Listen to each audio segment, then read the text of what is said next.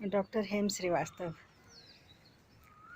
हमारा छोटा सा टॉपिक है रीजेनरेशन, यानी कि फिर से क्रिएट होना।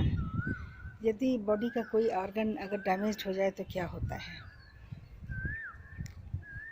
तो बहुत सारे एनिमल्स में या प्लांट्स में कुछ फिर नहीं होता। वो जो डैमेज हो गया वो हो गया, फिर से पैदा नहीं होता ना, उसका फिर से क्रिएशन होता है। अगर कोई टिश्यू डैमेज हो जाए या ख़त्म हो जाए, टूट जाए, तब क्या होता है। तो बहुत सारे एनिमल्स और प्लांट्स में फिर से वो नहीं पैदा होता है। दूसरे नए टिश्यू दूसरी जगह पैदा होते हैं, लेकिन जो डैमेज हो गया, जो ख़त्म हो गया, वो हो गया।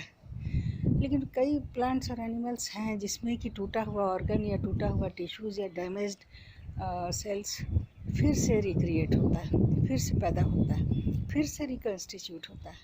तो ये एक एम्ब्रियोनिक फीचर है।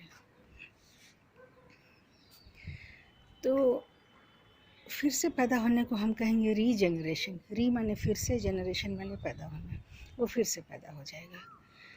कभी कभी तो बॉडी के छोटे ऑर्गन्स या छोटे टिश्यूज़ फिर से जनरेट कर जाते हैं, और कभी कभी एनिमल का होल बॉडी अगर डैमेज्ड हो गया, कई टुकड़ों में बट गया, तो ऐसा फिर से वो चिपक करके फिर से वही ऑर्गेनिज्म फिर से भी बनता है। तो हम प्लैनेरिया का एग्जांपल लें। प्लैनेरिया एक एग्जांपल है इन्वर्टिब्रेट का, जिसमें कि अगर बॉडी कई कई पीसेज में भी कट जाए, टूट जाए, तो फिर से सारे पीसेज उसी क्रम में अगर चिपका दिए जाएं, चिपक जाएं, तो फिर से वही ऑर्गेनिज्म फिर से बन जाता है। तो प्लैनेरिया बहुत ज़बरदस्त एग्जांपल है रीजेनरेशन का। इसके अलावा दो टुकड़े में अगर उसको काट करके अलग अलग रख दिया जाए, तो प्लैनेरिया का जो हिस्सा हेड लिए हुए रहता है, उसके पीछे टेल की पैदाइश हो जाती, फिर से जनरेट कर जाता है टेल। और जो टेल वाला हिस्सा अगर कट करके अलग हो गया है, तो उसमें हेड फिर से बन जाता है। यानी कि हेड वाला हिस्सा हेड को रिटेन करता है और टेल वाला हिस्सा टेल को रिटेन करता है।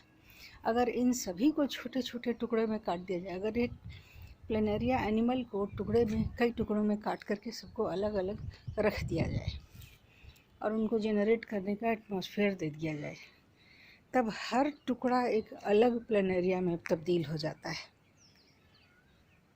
एक अलग अलग एनिमल में बदल जाएगा हर टुकड़ा।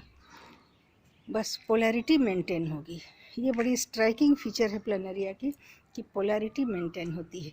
यानी कि जो हिस्सा सिर की ओर पड़ता है, मान लीजिए कि बीचों बीच का कोई हिस्सा है जिसमें न सिर पड़ी न पूँछ पड़ी, तो फिर जो सिर की तरफ पड़ने वाला आगे का हिस्सा है, वहाँ सिर पैदा हो जाता है फिर से। और जो पूँछ की ओर पड़ने वाला हाइंड हिस्सा है, टेल वाला हिस्सा है, वहाँ पर नई पूँछ बन जाती है। इतना, इसका मतलब ये हुआ कि उतने ही नए प्लैनेरिया पैदा हो जाते हैं। तो ये हुआ रीजेनरेशन का बहुत बड़ा एग्जाम्पल। और रीजनरेशन के लिए जैसा हम जानते हैं कि बहुत सारे सेल ऐसे होते हैं जिनका कि कोई डेफिनेशन नहीं होता, कोई चेहरा नहीं होता, और जिन पर कुछ लिखा नहीं होता है कि ये आगे चल के क्या बनने वाले हैं। ये किसी भी परिस्थिति के अनुरूप खुद को ढाल सकते हैं और किसी भी टिश्यू का ये निर्माण कर सकते हैं। तो रीजनरेशन के लिए यूजुअली यही सेल्स यानी स्टेम सेल्स जिम्मेदार होते हैं। यही स्टेम सेल्स, जिनका कि स्वभाव टोटीपोटेंसी है, ये रीजनरेट करते हैं। यदि प्लैनेरिया को कई टुकड़ों में चीर दिया जाए इस तरह से कि शरीर आधा चिरा हुआ रहे, तो वो हर चिरा हुआ हिस्सा हेड बना लेगा, और जबकि टेल एक ही रहेगा। तो एक ही प्लैनेरिया रहेगा और उसके कई सिर हो जाएंगे। तो इस तरह से बहुत सारे एनिमल्स में भी ये चीज़ें देखी जाती हैं। तो ऐसा समझा जाता है कि इनमें स्टेम सेल एक्टिविटी काफ़ी फास्ट होती है, काफ़ी पोटेंट होती है। तो जहाँ स्टेम सेल्स की एक्टिविटी ज़्यादा होगी, तो वहाँ रीजनरेटिव कैपेसिटी भी अधिक होगी। फिर मिलेंगे अगले वीडियो में। जय हिंद, जय भारत।